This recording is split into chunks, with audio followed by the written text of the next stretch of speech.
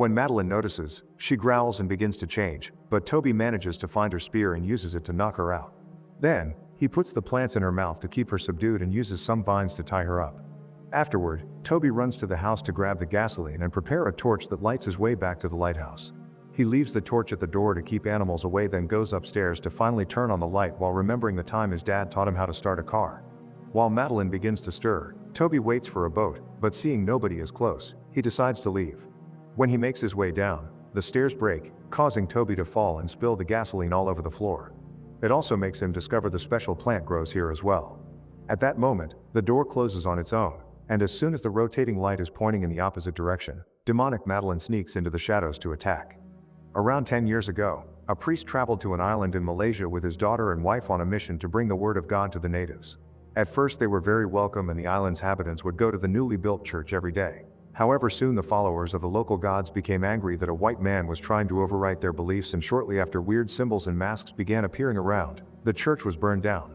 In the present, American teenager Toby ignores his father David's request to work on the car together to remember the old times because Toby would rather fool around on his phone. David decides to work alone anyway, and soon after he steps outside, he's surrounded by a group of masked criminals that attack him with a knife before escaping with the car. Because the television is on, Toby doesn't hear anything until the car takes off, and by the time he goes outside, it's too late. David's murder appears all over the news and Toby can't shake off all the guilt he feels. His mother takes him to see a psychologist who recommends a special program that takes traumatized people to an uninhabited island to give them time to think and go through serious introspection, and Toby accepts.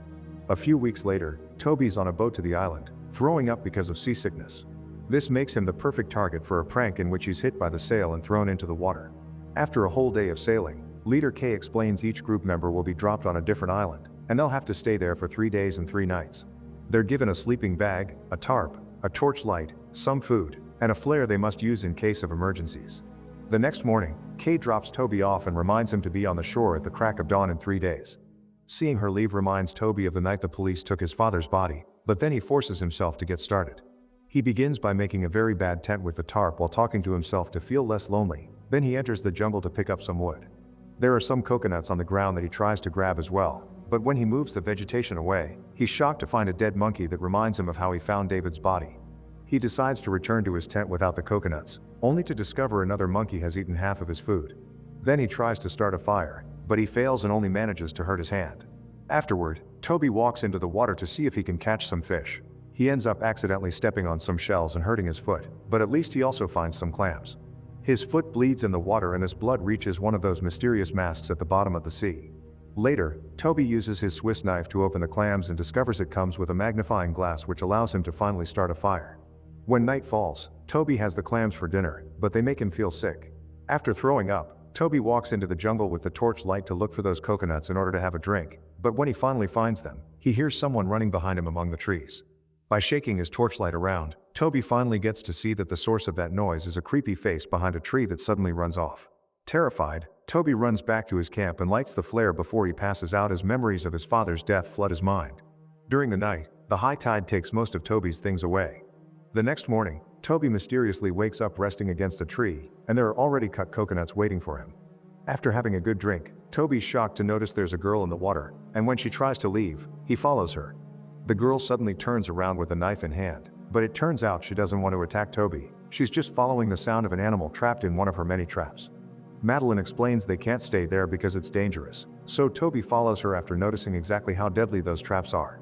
He has lots of questions for Madeline, but she doesn't talk except to share her name. They make it to a dam that was built by missionaries, and Madeline starts a fire to cook her catch and share it with Toby. When they're done, Madeline announces she's going home and that Toby can't follow her. Toby tries to anyway, and Madeline suddenly takes her knife out again, but it's to kill a snake that almost kills Toby. Before leaving for good, she advises him to stay close to the fire because it keeps the animals away, and Toby follows her instructions, falling asleep inside a makeshift shelter that was already on the dam. That night, one of his dad's killers finds Toby and attacks him, but it turns out to be just a nightmare. Now awake, Toby notices the fire's out and tries to start a new one, getting nervous as he keeps hearing noises in the darkness. Thinking it may be Madeline, Toby enters the jungle and finds some thread that shakes some weird decorations on a tree when he pulls it. The creepy figure appears behind Toby and tries to come closer, but as soon as Toby turns around, the creature is gone. The next morning, Toby wakes up in the shelter to find Madeline already cooking breakfast.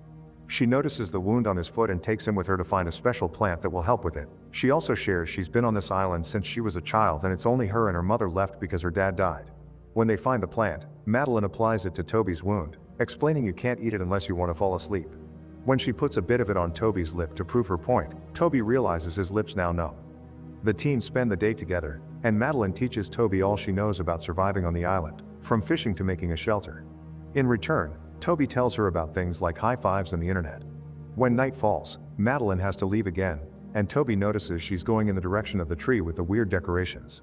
Madeline leaves him a spear she made so he can protect himself and explains that if he comes with her, her mother will kill him. She promises they can see each other again in the morning, but Toby explains they'll pick him up at dawn and this hurts Madeline, who feels she's being abandoned. Madeline runs to her home in the tree and Toby stays behind to try to talk to her, so when Kay arrives at the beach at dawn, she doesn't see the boy anywhere. Kay could hear Toby yelling Madeline's name and enters the jungle with her torchlight out to find him. But when she begins hearing weird noises among the trees, she trips and falls, losing the torchlight in the process. Suddenly, Kay finds herself blinded by her own torchlight, but when she comes closer to see if it's Toby, the light goes out and the torchlight is thrown on the ground. When Kay reaches out to grab it, she notices two glowing eyes in the dark and without notice, a paw appears on top of her hand. For a few minutes, the only noise in the dark is Kay's screaming. The next morning, Toby wakes up realizing he fell asleep while calling out for Madeline, so he must rush to the beach, but he finds it empty.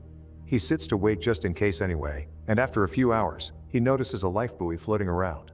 When he enters the water, he finds a whole trail of objects, and he follows it to find Kay's boat floating upside down. To his surprise, Madeline's mother is swimming out of it with Kay's supplies.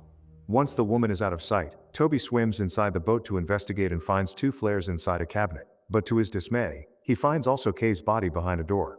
Terrified, Toby begins swimming away before he runs out of air, only to get his clothes stuck on another door. Fortunately, he manages to untangle them and return to the surface just in time. Afterward, Toby enters the jungle and finds Kay's torchlight with a weird scratching mark on it. Using this torchlight, he decides to go through the entrance of Madeline's tree and discovers a rocky tunnel filled with bats and weird noises. The creepy creature approaches him from behind again and makes Toby drop the torchlight, leaving him in darkness. The noises begin getting closer, so Toby searches the ground until he finds the torchlight and turns it on again, which allows him to suddenly see some really creepy drawings on the walls.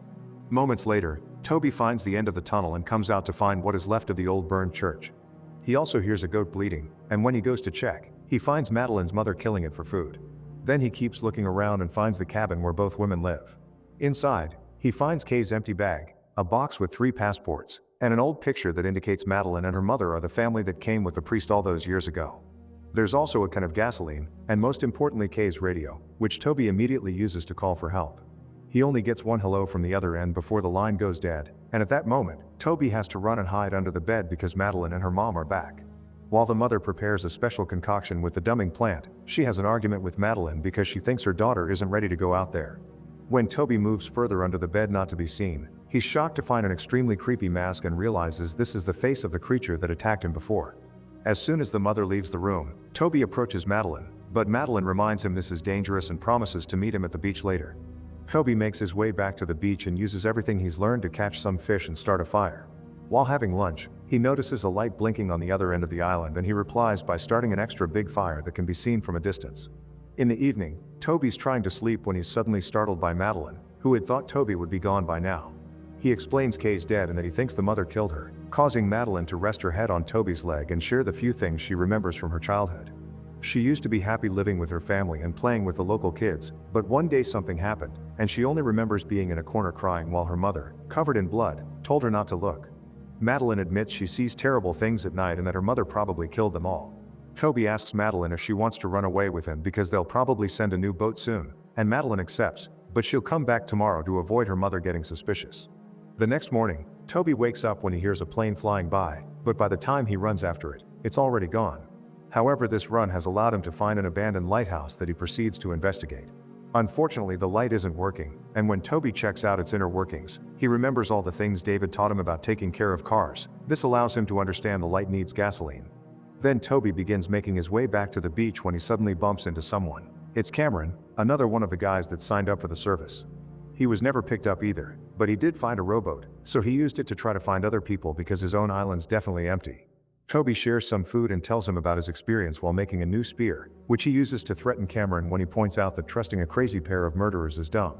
After apologizing, Toby explains he refuses to leave Madeline behind because she's also a victim and goes looking for her. Moments later, he makes it to the house, only to be caught by surprise by the mother.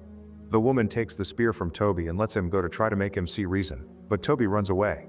Mother runs after him and accidentally falls into one of Madeline's traps, leaving her stuck between a tree and a thicker spear. Knowing she doesn't have much time left, the mother explains to Toby that she didn't kill anyone. She's only been trying to scare people away because the crazy murderer is actually Madeline. All those years ago, the locals tried to warn them that something evil was on the island, but the priest didn't believe them and tried to depend on the word of God.